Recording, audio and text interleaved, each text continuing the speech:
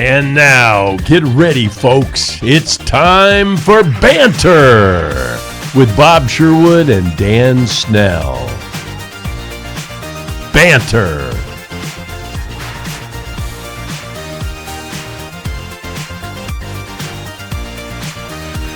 And now, here's Bob and Dan.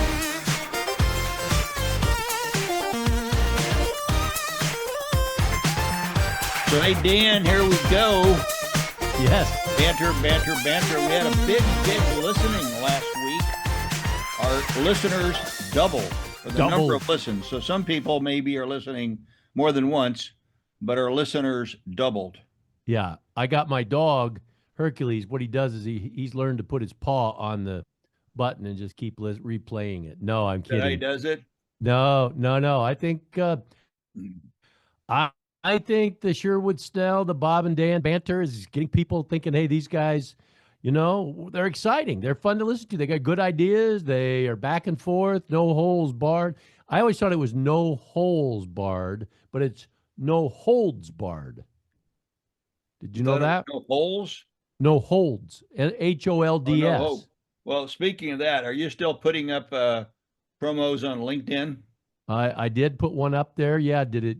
I don't know if that had contributed, but I'm going to put them up every time we do a podcast now. Have you checked the click-throughs from your LinkedIn? I've not as of not in the last. Hey guys, the reason I'm bringing this up is because we want your help. We want to put some pressure on all those. Who's that great podcaster? Joe Rogan. Joe Rogan, yeah. I think we're just as good as he is,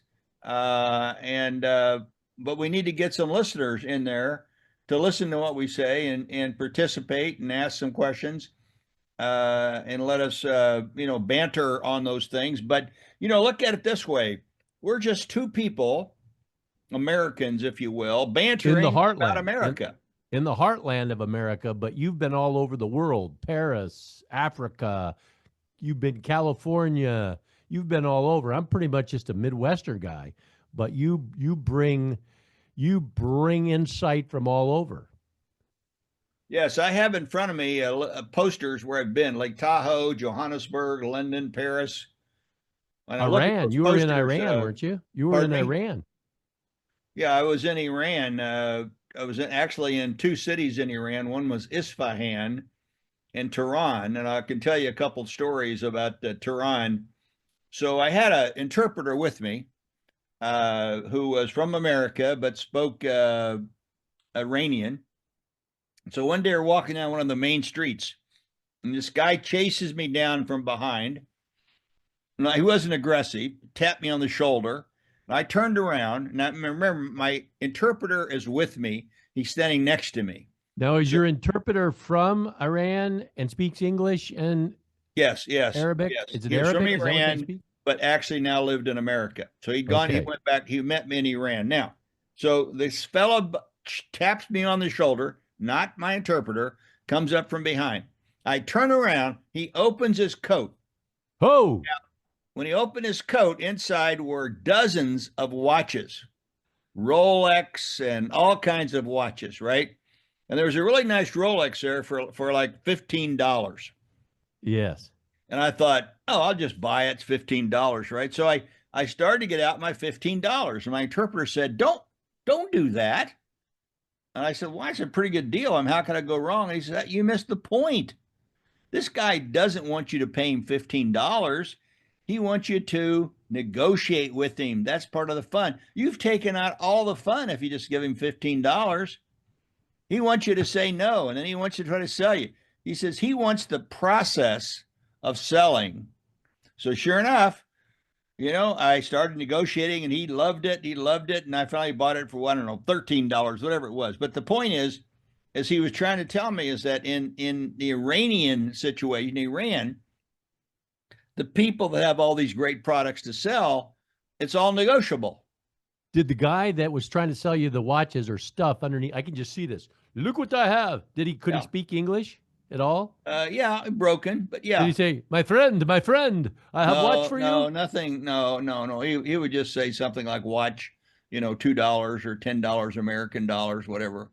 Watch. Scarf for No, he wife? didn't have any scarves. No, it was just all watches, but all kinds. So I eventually bought one. I think it broke. They're all fakes anyway. So, but the point I'm trying to make is that the Iranian mentality is one of negotiation. Ah, interesting point.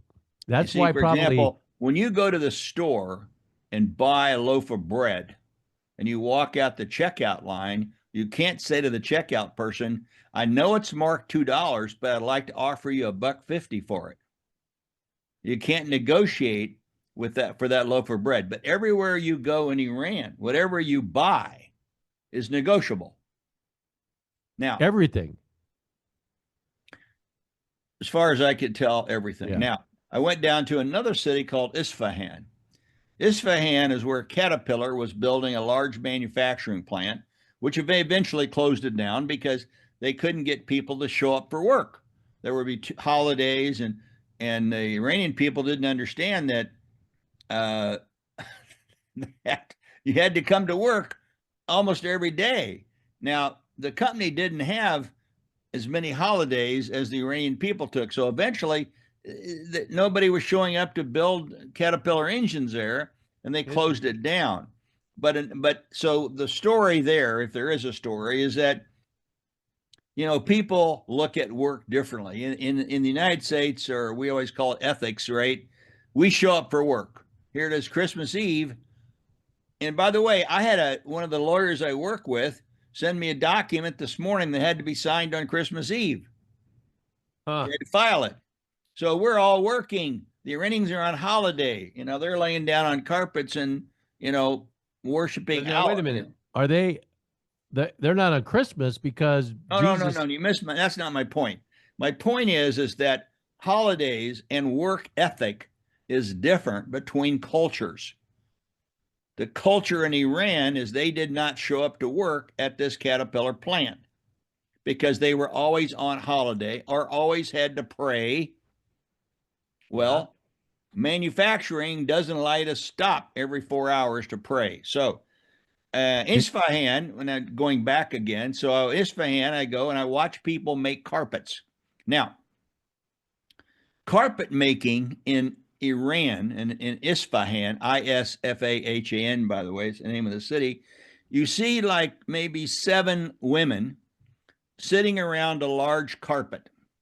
And the carpet is being made in real time. Each woman has got a thread, a yellow thread, a green thread, a blue thread, a black thread, a colored thread, right? Each one assigned a color? Yes. Sort of. Okay. Yeah, without being too precise. They're all assigned something, right? They all have a thread. The carpet is being made in front of you. It's being woven. So, and they're going as fast as you can imagine. Each person knows when they got to put their thread in. They're just going like lightning. And you're looking at them thinking, how do they know when their next thread is? Because every one of these carpets, the design is embedded in the mind of the person that's working the threads, because they've made this design for years in the family. Really? It's like a heritage. You know that Iranian carpets are known for their designs, for their intricacies, right? Well, those intricacies are family related. So, for example, we might have a coat of arms. They have a coat of arms woven into a carpet. That's why you'll say, oh, that's an Arabian carpet made from here, an Iranian carpet made from there. All these carpets are families, designs. Kind of like that their seal, mothers, their family, grandmothers, daughters make all, that's their job all their life. But you can't imagine how fast they're weaving this by hand, not with a computer. Now they all know when it's their time to put their thread through it. You're looking here thinking, how do they know when to put the blue or the green or the yellow? Because the design is embedded in their brain. From the legacy of their grandparents, their mother, their father, it's absolutely spellbinding. You can't even imagine it. Our avid listeners, which have doubled now in the last week, are doubled, huge doubling of our listeners, so that they know you were not part of a CIA. You were not a CIA operative. You were there on real American. Well, business. I can't disclose that. I cannot say if I was or I wasn't. Okay. Okay. Yeah, it adds a little Right? intrigue why people would want to listen to us.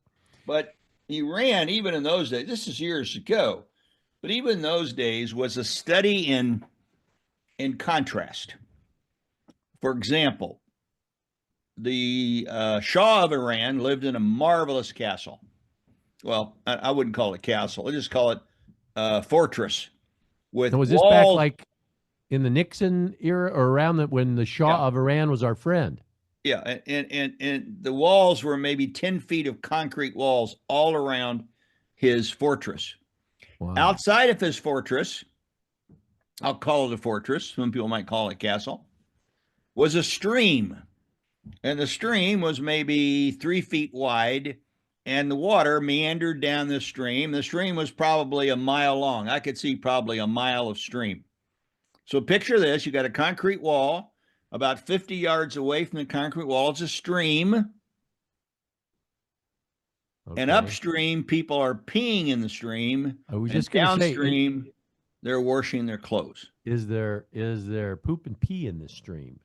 Well, You could you say can't see it. I you just could said say poop people are because peeing in it in one area and cleaning their clothes in it another area. But I was giving it as an example of the contrast between the have and the have-nots.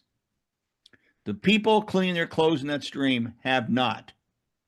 Behind that 10-foot concrete wall was the Shah, who had billions of dollars. Uh-huh. And no one to this day knows where all that money is. And why is that relevant? Because the guy from Syria that left, that went to Germany, wherever he went, Assad, do you think he exactly, had it? he had billions of dollars. Nobody knows where it is.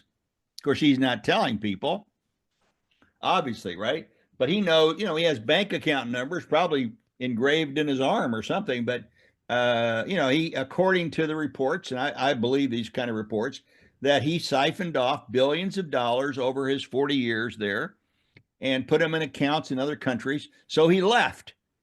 And now he's super wealthy somewhere. Huh. I think the Shah wound up in Venezuela. I think this guy has gone to, where'd he go? He To went to Russia. Dubai or to the Russia. UAB? I think he went to Russia. I think he's in Russia. Moscow. Okay, there you go. But he's got money. So who Yeah. knows who he's kicking back that money to? Now, were you in your 20s then? What were you, 20s, 30s? You No, remember? I was in my 30s. 30s? I was around 30, 31. That was years ago. But, Yeah. when I read about it now and see pictures, it hasn't changed. Yeah, that's fascinating. Now, if anything, now I say that, if anything that's changed is that in the days when I was there, everybody that I dealt with was young. I'm going to say 25 to 35 years old. All had been educated in the United States, all spoke perfect English and Iranian. Now, I don't think we do that much education anymore, right? And what I mean is, I don't think many Iranians come to the United States, get educated, and go back to Iran. But that's what happened then. And anyway, the point I was making was that the Shah walks off with billions of dollars. Nobody knows where it all went. And now we have the same thing in Syria. Now, Yeah. who knows? And now, what does that mean? It means now we've got Ukraine, which the DOD has said we're sending money over there, and we don't know where it goes. Now, we do know a lot of it comes back here to buy weapons. That's okay. But we don't know where other money goes. There's billions of dollars involved. So it's not surprising with the size of our budget that they lose money. I mean, it goes somewhere. Who knows? Anyway, what else you got, Dan? Well, that's good stuff. Do you think like if we take over Canada as a 51st state, President Trudeau, he will run off somewhere with the money of Canada? No, because we're not. It's a whole different situation there. They have more of a democratic type regime. They have more accountability, right? Yeah. But as far as Canada goes, I mean, they're not going to become a 51st state. But I think the probability that we will buy or control the Panama Canal is a very real possibility. And the same way with the Greenland. Greenland's owned by what? The King of Norway or somebody? Denmark. Yeah, Denmark. both. So that guy's probably negotiable, right? There's a new president in Panama, and has said, no way, it's absolutely Well, lock, he stock, and doesn't understand anything. He doesn't understand that how much control we have. For example, they have no military. So well, they depend on America to defend them. If Russia or some other country wants to come in and bomb them, they depend on us. If we were to take our military defense away from them, anybody could come in and bomb them and take the country away from them. They don't have any yeah, military. They don't have a bunch of jet airplanes. it does, heightening the attention to the Panama Canal. Well, I now thinks it opens up the doors for some level of terrorism to try to do damage to it.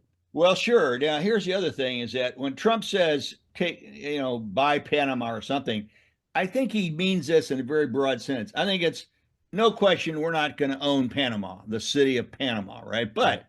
we might control the canal. Who cares about the city? Yeah, the The country. canal is where the money is, and it's where the control is. I think the Greenland deal, even though Denmark, Yeah. the prime minister of Denmark has said it's not for sale, it's ours, it's not for sale Well, wait a now. minute. It's not his, by the way. It's owned by Denmark, Right. right? Yeah. Now Denmark is a country.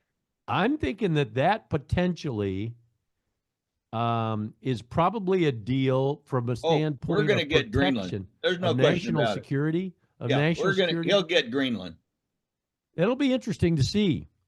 but it'll come in phases. It'll come like Alaska. Alaska didn't just suddenly become a state, Right. right? Seward. Wasn't it Seward? Was it? Well, the point is that we put military in there to help not control it, but defend it. So we had military bases there, right? Right. So there was thousands and thousands of military people there. So Greenland will go in phases. First, we'll agree to defend Greenland, whatever that Which means. I think we do. We have a big base there, a big, strong base. So we'll expand the base. We'll Yeah. put more military there. Now, all the military that are there get to vote. And by the way, it's another point, and is that if it's owned by the King of Denmark, do the Greenlanders get to vote? I don't know. I imagine they're don't either. citizens of Denmark. I know that the Alaska people got to vote, but it didn't make any difference. It was going to be sold anyway. And there's the other thing. The other thing about it is that the concept of like selling is selling is kind of like an interesting concept. How did Denmark get to own it in the first place? I'll bet you the people of Greenland, they don't think they're owned by Denmark. Yeah, they just think they're their own island of sorts. But it's shrinking, right? Greenland's got a lot of ice. Don't they have a lot of ice I up don't there? know. I don't know. I don't even know why they call it Greenland. Was Is it was green? it Greenland or Iceland that had the volcano? I don't know. Let me ask Google. Hey Google, this last year was it Greenland or Iceland that had the volcano? I don't know, but I found these results on search. Iceland. It was Iceland had a volcano. Yeah. All right. So fascinating. Well, so here we are, Christmas Eve day. The whole world, if you look at the history of mankind, wars were either started by territory, by religion, or what's the third one? Do you know the third one? I don't know. A woman, a battle But over also, women, no, historically. what you just said it's not correct. They're not started by those things. Well, they are, okay, not started. They are fought over land, People start religion, wars. People. land, religion, or Yeah. a woman. Yeah, I certainly understand that. But people start wars. And in many cases, it's the economics that are starting a war. If you have wheat and I need wheat, you won't give it to me, I probably are going to start a war with you to get your wheat. To get wheat from you. I mean, Ukraine is is the wheat basket of the world, right? Yeah. They grow and ship more wheat than Iowa or something. That's what I've heard. Yeah, they're a big agriculture. Right. So if you don't have bread, you're like maybe Russia, you don't have wheat. Russia does have gas. They do have gas and energy. They ship so much gas over to Europe. So getting back again to whatever's important, you said something about Christmas Eve. Okay, so we have Christmas Eve and we have Christmas Day. So what? Everybody doesn't celebrate it, right? Right. Not everybody in the world celebrates it. It's an important time. The greatest gift of all time to mankind was God giving his son. Well, Uh, we certainly believe that, but there's a couple of billion other people that don't. yeah. So Which is why do true. we think we're right?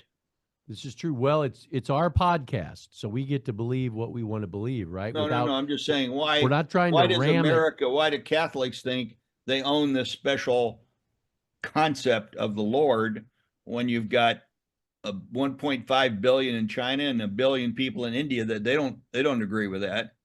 I kind of like the Indian belief, by the way, where they believe you live forever. You just like, if you've been a good person, you come back as a better person. If you're not, you come back as a dog. Yeah, they can come back as various things. I like that because that allows a person to go through life with hope. So my fundamental concept is that people in general need hope. So regardless of what your culture is, your culture invents hope that fits your culture. Yeah. Well, I think that's true though of Christianity, Catholic faith, Christian faith, whatever That's what I'm saying. denomination, because Christianity was hope is in developed the for hope, Lord, and right? you can live forever. Your body dies, but your soul lives forever in heaven. Yeah, so that's what I'm saying is that as a species, we're a species, right?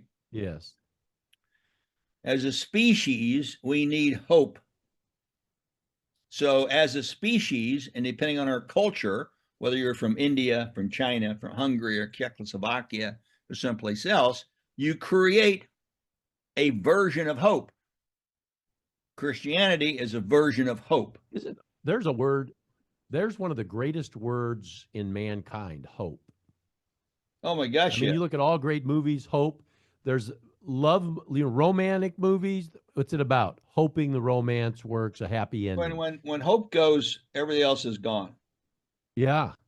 I mean, there's really love and hope. Both words. Well, no, there's faith and charity and hope. Yeah, and the hope of the world, and that's what Christmas is, the hope of mankind, that God sent his son, born in a manger. Yeah, Can you imagine that? I don't know all that, but I do know this: as a species, we want to survive. And survival can come in many forms, but with hope, we believe we can survive. All the forms of hope have to do with living forever, right? Right. Or coming back and living again. There's no form of hope which basically says it's over when you die. All hope forms have to do with you're going to live forever at the right hand of the Lord. You're going to live with you're going to come back as a dog or somebody else. You're going to live next to Buddha. All the hope has to do is all hope is directed toward a concept of survival. What about it? And I live on ADD, right? ADD Avenue, which takes me to hope, which takes me to recently we talked about drones, right? You know what was also going on a lot, and now I'm wondering if there's a conspiracy theory we use the drones to cover up all the attention in the skies, right? The skies with asteroids. You remember the movie Armageddon, Bruce Willis, who is struggling with the you keep saying we, who is we covering up? Who is the we? We is the world, is the United States government, because if you pay attention, there have been 4 or 5 asteroids, one hit in Russia. Yeah. Asteroids, for the first time now, we're discovering them with what's the name of that telescope that starts with an H? Not the helium telescope. What is it? I don't know.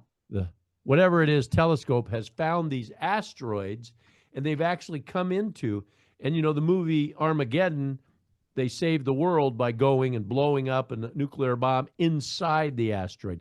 But What do you think in science? I mean, all of a sudden we've got asteroids being discovered.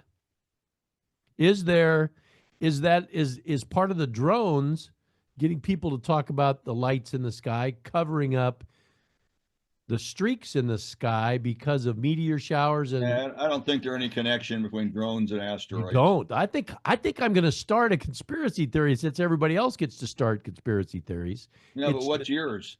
this is the drone asteroid conspiracy theory. Well, what are they conspire? A conspiracy theory means you're conspiring to do something. To Now, hide. in your case, what are you conspiring They're to do? hiding the asteroid facts and Yeah. information and scare because asteroids destroying the world are more scarier than drones, even if they're foreign country drones. Well, It's one thing brilliant. about it is that in your particular theory, it won't be a theory for long because if the asteroids hit the Earth, we'd know it. Yes. Yeah. A good conspiracy theory is one that lacks any kind of possible proof.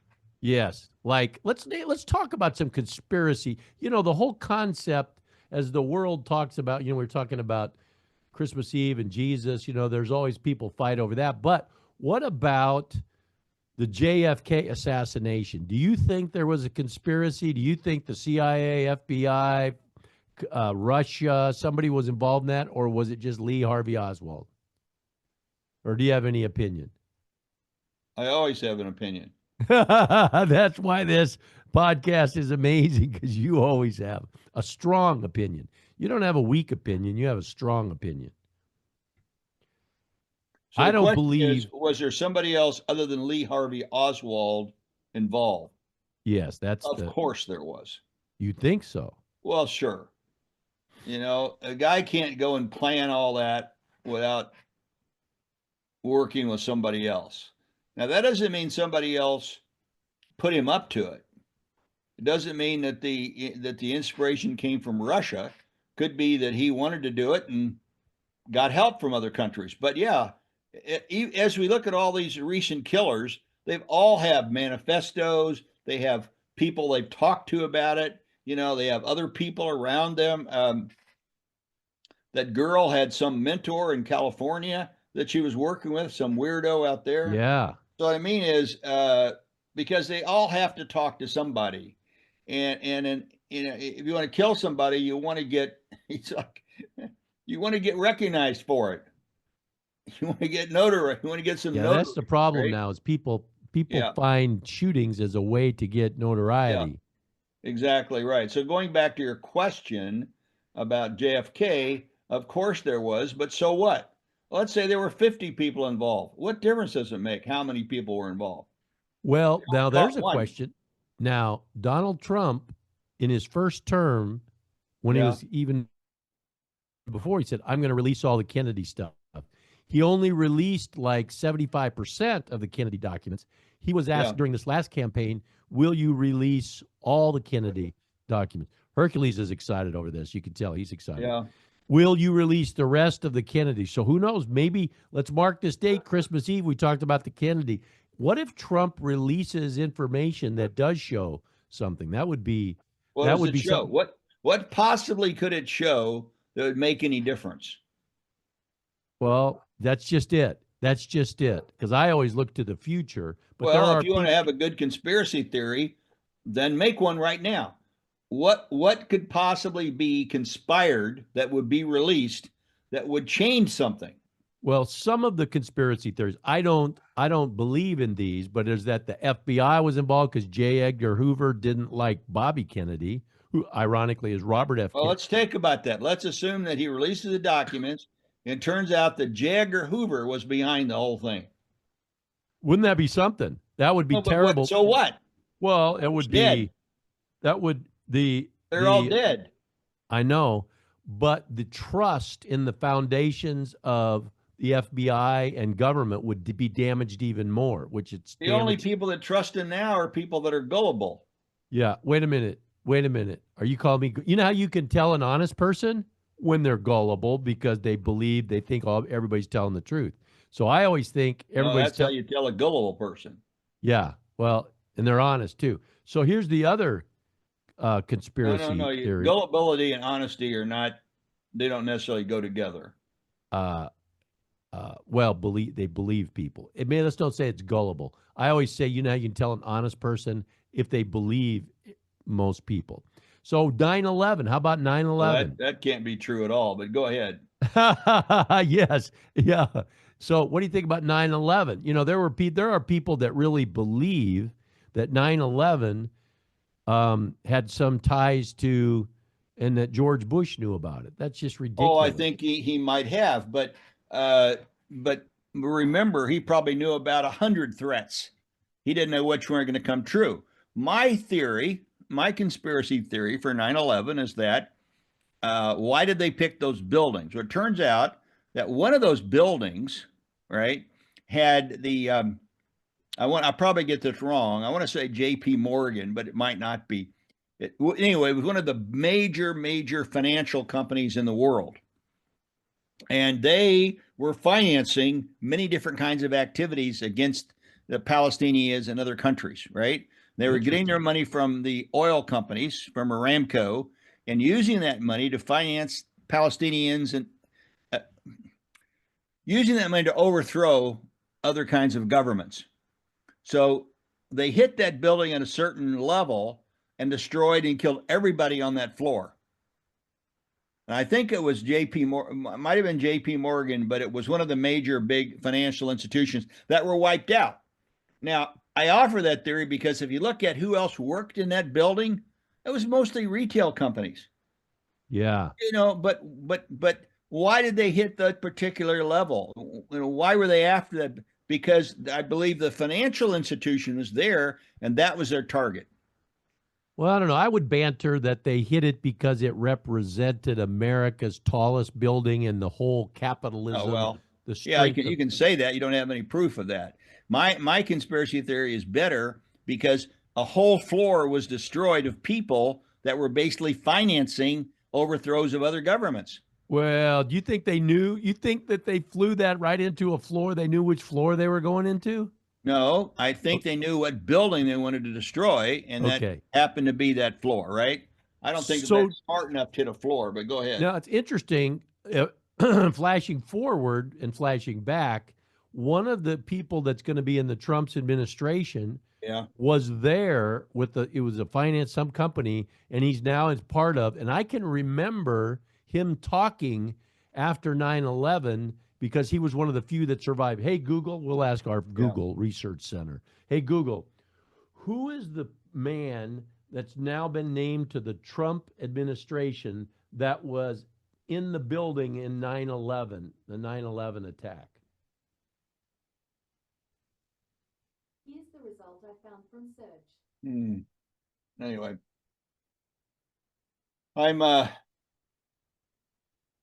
Well, I probably didn't ask the right question. That's why you are a great question asker. There's someone. I have a great skill in that area. Yes, you do. I do. And I know that. I've been told that by people before that I work with. And I'm able to look at, for example, yesterday I read a 37-page document and I could summarize it in about 2 sentences.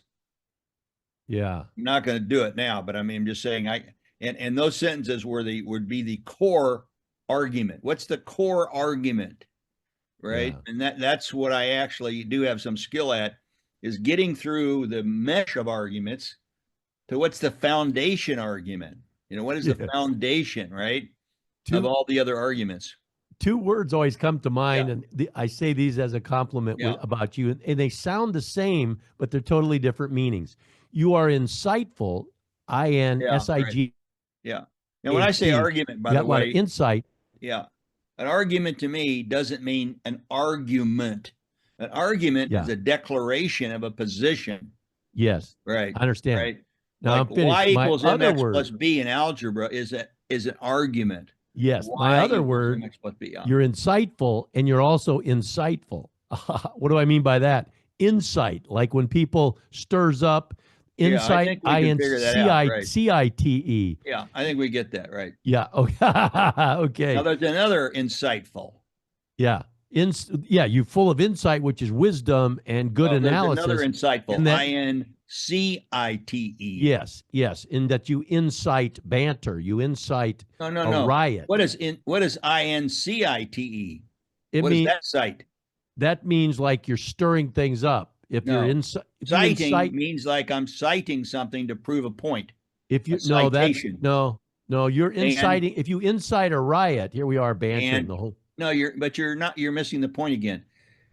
In a document, you have what they call footnotes. It's Wait a minute. A footnote is a cite. CITE. citation. It's a citation. And it's actually abbreviated cite. When I write a document, I'll say C cite. CITE. But see, these are my two words for you, so you can't correct me on my words. Not Hey, Google. correcting you. I'm adding a third word. Hey, Google. An important third word. If somebody Because incites a riot, what do they do? INCITE means I cite proof of what I say. Incitement to riot. A person who with intent to riot does an act or engages in conduct which urges, counsels, or advises others to riot. I don't know what she's saying. She's wasting my time. No, she's a time bandit. If you want to Says a listen person to her incites a and tell riot, us what stirs she's things saying. up. You're tell a us stir what she's stick. saying. You know, you're like in a drink, you Dan, go to a We've bar. already gone that. We agree. Okay, hey, Google. I'm insightful, and I'm insightful. There's Yes. 3 levels of citing. Hey, Google, stop. Hey, you're like, and you go get a drink at the bar, and they give you a stick. What's that Yeah. What's that stick called? A stir stick. Yeah. You stir. You know, Reggie Jackson. You remember Reggie Jackson? Oh God, yes. What about Yeah. him? Okay, so Reggie Jackson, you know, on the Yankees, he was big, but Thurman Munson was the catcher. He'd been around longer. What's your point? My point is, I'll never forget Reggie Jackson. He was kind of like you. He's fairly confident. He said that Thurman Munson, oh gosh, I can't forget this now. Thurman Munson may be the toast of the town, but I'm the straw that stirs the drink in New York City. Terrific. Yeah, I don't have any idea what we're talking about now. Reggie Jackson, Mr. October. I don't know him. I've never met him. I think he's a football player or a baseball player. No, he's a baseball player. Huh? Hall of Famer. Hall of Famer. What has this got to do with anything? Mr. Relevant October. to our life? Let's say, what kind of things are important that are going to affect our life in the next month? In the next month. Whew, Yeah. It's a huge month.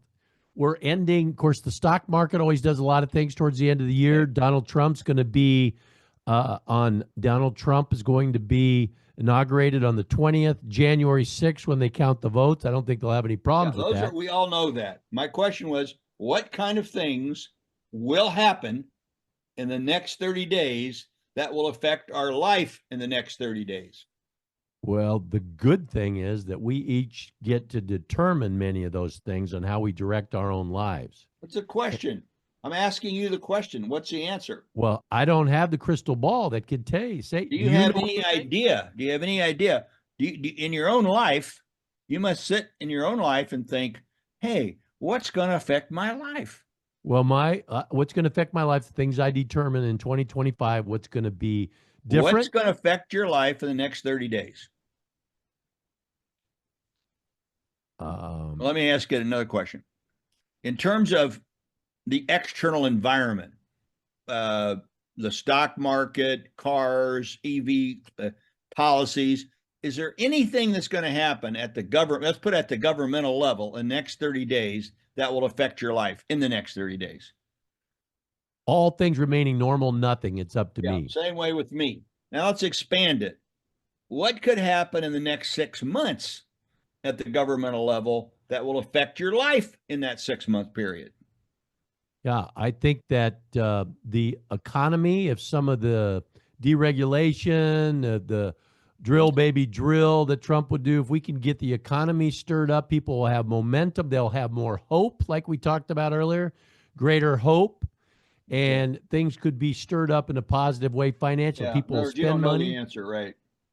So, but the other side is And one of the things that we talk about often is sometimes Donald Trump has a tendency, as my dad used to say, engage brain before you speak. And sometimes he Yeah. just speaks So before he you're getting off engages the his subject brain. again. I have a point that I'm trying to make, Okay, good. and the point revolves around the question. Now let's expand it to a year. What policy could Donald Trump affect in a year that would affect you, not the world, not your dog, but you, that would affect you directly? Whatever policy he Okay. creates, I could work around. But I would say tariffs. To answer your question, if I was pointing to one thing, which I think tariffs are just a bluff. Okay, let's talk about that. What tariff could he implement that would affect you personally? If the prices for consumer goods goes up. Okay, be specific. Milk, you buy milk, right? Yeah, well, most of that's manufactured. The food is most of it's here in the United States. Okay, so then tariffs don't affect that. So you need food, you have housing. So I'm getting specific. What specific thing it could be done, tariffs, whatever you call it, that will affect you? You get up in the morning, you have to get your coffee, you have to get your food, you have to pay your apartment bill, you have to walk your dog. What policies are going to affect that in the next 12 months? For the most part, my personal policies impact me more than anything the government Okay, can. so you don't want to answer my question. Well, I'll answer it myself. There's no policy they're going to implement that's going to affect us personally in the next 12 months. Isn't that what I just said? No, here's the thing about your personal policy. You never answer the question. Well, the my question was the personal answer with a policy would simple be yes or no. how I am in the foundation of my day, the planning of my day, the goals, the schedule. No, Dan, I didn't ask you about your personal policy. I asked what governmental policy. So the answer could have been yes, it could have been no, or it could have it been was an no. example. Yeah. I answered the question, no, nothing, because that's the answer. You answer yes. Nothing they're going to do is going to affect me or you, for that matter, in the next 12 months. And They that's can a do all the powerful tariffs thing. they want. Now, they might increase the price of a car, but you did it yourself. Most food we grow here, so they're not going to be tariffs there. So that's what I'm driving at is this. A lot of people talk about the government and policies, but then when you ask them, what specific policy are you concerned about that will affect you, your ability to get food, get a job, get paid, buy a house, walk your dog, go to the bathroom? And the answer is none. The government is not going to affect any of those things on us. So therefore, we don't need to even talk about the government for at least a year. Yeah. And that's right. It will take most of those things at the government level take a year. I mean, subliminally, it can affect things that will affect people's pocketbook, and that's what Trump ran on. So we're going to hold him to his word that he's going to fix. By the way, my pocketbook is not subliminal. Just so we're clear on that. And by the way, everything I just said is wrong. I was just kind of surprised you even agreed with it. No, it's not wrong. That's Sure, what absolutely wrong. The government is going to affect almost everything we do in the next year. For example, millions of people have a 401k. Millions. Unions, teachers, businesses, the people that work at Boeing, retirement programs. All of those things are going to be affected by the interest rate, his policies on tariffs, because if the market would drop, let's say, 10,000 points, boy, there would be a lot of annoyed people. But if they keep adopting policies that's driving the market up like it is now, then everybody's going to be happy. Well, so that's what I'm saying is that, pardon me? The market's been struggling in the last 2 weeks. It went up Friday. Oh, my God, no. Yeah. Now you're looking at the wrong stocks if that's the truth. Because you're looking at the specific stocks. I'm looking. We went from 45,000 down to 42,000. Now we're climbing back up. Well, again, that doesn't matter. Of course it doesn't. No, it doesn't matter unless you're investing in the. You're investing in the DJI. Most people aren't. Most people are investing in specific equities. Now there are people. I don't know. that are in Now, there's a index good funds. question. Now, I want to stop here. Time out. Time out. Flannel shirt. I would like to know, people write into webtalkwithbob@gmail, webtalkwithbob. Do you believe people invest in individual stocks? I No, believe we people don't, put it Dan. in We their don't need to have people 401k. answer that. We know the answer to that In this question. 401k, they don't. I think most people, they don't. There are very few people that can play, that have the assets to play the market like you might. Oh God, you don't even know what I'm talking about. You said that people are doing specific stocks, not the overall market. I didn't say that, because what I really said was that some people go into index funds, they go into mutual funds, and there's index funds for tech stocks. But my point is, aside from that, my point is that the government is going to affect the economy with everything they do. And we are all related to that through our investments in individual stocks, in index funds, in mutual funds. My youngest son basically says, don't invest in any kind of stocks, just invest in your S&P index fund. It goes up 8%. For 25 years, it's gone up 8% every year. Right. All right. And he says, he says, that's what I do. I go into the index fund. And that's fine. But I don't know that everybody thinks about it that simply.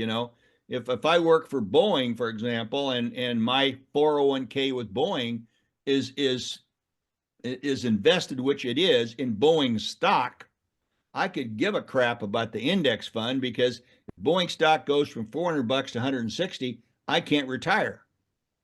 I got to keep working. Yeah. So specific stocks are important, even to people that have 401ks, because very many 401ks that a company has, a bulk of that generally is invested in the company stock. Let's talk about Boeing, because I'm a little disappointed in President Trump. He talks about automobile dealers. We're talking about Elon Musk and EVs, but yet the world, as we know it, whether it's bigger drones or different types of aircraft or big aircraft, the world is going to be more mobile in the air in the coming decades. Why is not Donald Trump, he got into a fight with them over Air Force One, right? Remember how he got that? He wanted to change the color of Air Force One, and he wanted to change things. It cost Boeing billions of dollars because of the way the contract's written. And why is Trump not trying to rescue he always talks about saving the auto industry. Why isn't he doing anything for Boeing? What is your thought? Well, I think that to me is one of the best questions that I've ever heard you ask, because that is very germane to what happens in the next year. Because we don't want to lose. Now, China just split their last order for airplanes between Airbus and Boeing. So that's a big deal. That means China now has got Airbus going in there, and they got Boeing aircraft. They split their order. They had a big order. I don't know how many billions it was, right? And they usually gave the order, as I understand, over to Boeing. And this year they didn't. They split it. Boeing got half, Airbus got half. Now, going back to your point. Is France, right? We are from France. Remember that movie? We are from France. What does that mean? Airbus is from France. European. There'll be about 40% of our listeners and viewers who will remember that, and they're probably laughing right now, because it was Dan Aykroyd. He was an alien that said he was from France. Coneheads. The Coneheads. You remember the Coneheads? Oh, yeah. Okay. You're talking about Boeing. You had a pretty good conversation there, issue. And then we went to Coneheads. I hope he does something. Now we come back to an important point. ADD If we believe that he's going to do something to help Boeing, such as give them a huge military contract or something, they'd be a great stock to buy. I'm not recommending anything to anybody to buy it. I'm just saying it's moved up from 155 to roughly 177. So it's up about $21 a share in the last probably 60 days. And it was as high at one time. I think it was almost at 400.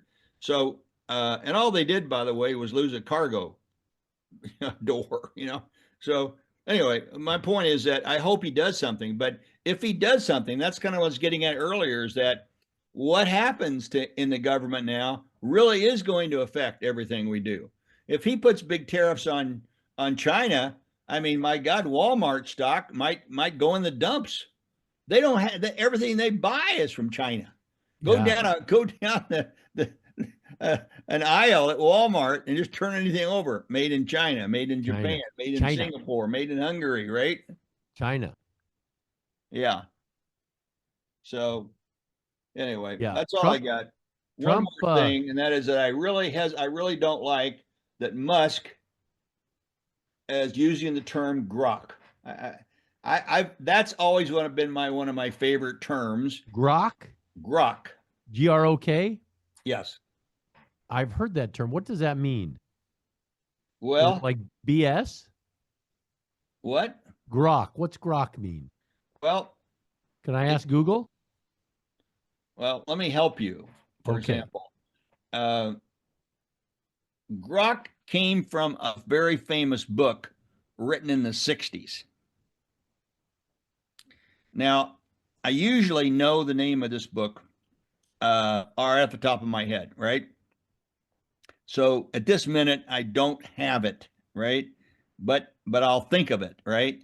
And in the book, people eat other people for food, and that's called grok. Now, the author of that book, by the way, well, is not who I can't think of right now. Oh, no, now I got it. Robert Heinlein. And the book is Stranger in a Strange Land. And I'll tell you, all my readers, if you've never read that book, you've got to read it. Stranger in a Strange Land by Robert Heinlein. Now, an interesting unknown fact to most people, if you drive down 71, you'll go to Adrian, Missouri, and you go to the next city, which is blank, blank, Missouri. And if you turn left and go into the city, it'll say a sign. It'll say home of Robert Heinlein. Serious? Yes. So, but read that book, Stranger in a Strange Land. I remember it. Why? Because when I first met my wife 50 years ago, she gave me that book to read. No kidding. And I always remember the book because of the word grok. Now, Musk is kind of like taking it over in his AI business, right? Because it's using the term grok. It kind of calls it that, right? Anyway, but I bet that nobody that even reads about Musk knows where the term grok came from. I'll bet they don't. So grok, the meaning of grok is to understand intuitively or by empathy to establish rapport with.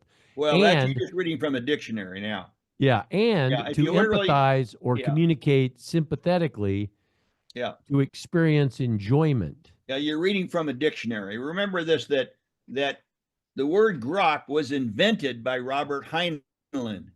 Yes, and the real meaning of grok is in the book. Yes. The meaning after that is kind of like a colloquial meaning that we've kind of like picked up and now we define it, right? Oh, yes, you're right. You're right. It does say that. Adoption. Well, yeah. I mean, I know a lot of stuff.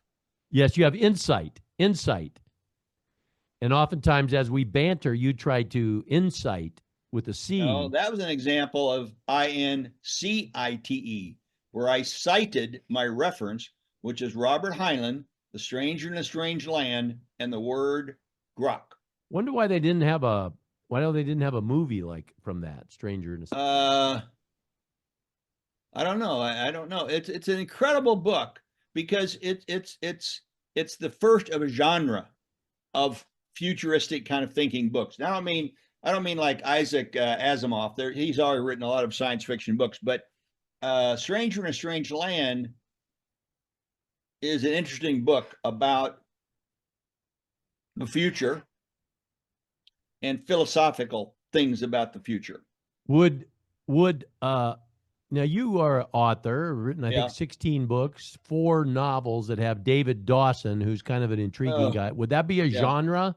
Would that be a Robert J. Sherwood on Amazon? No, my books aren't genre books. My books are fiction books based on fact.